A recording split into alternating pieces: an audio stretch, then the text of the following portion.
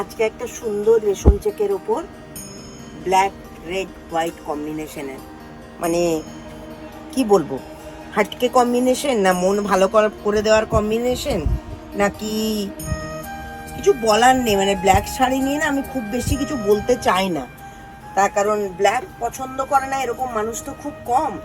দেখো, প্রথমে এটাকে আমি একটা আজরাকের পট্টি বসিয়েছি, তারপর একটা কাঁথার পাড় দিয়েছি।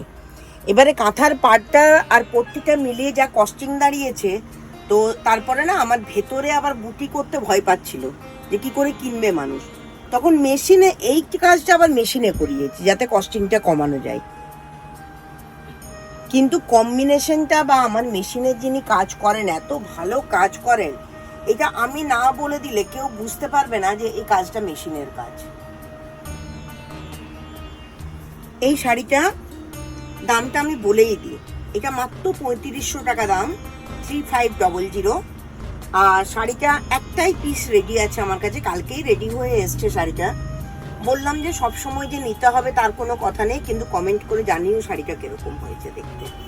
দেখেন, আমরা তো কষ্ট করে ডিজাইন করে বানাই, তোমাদের কমেন্ট এলে আমাদের ভালো লাগে শুনতে।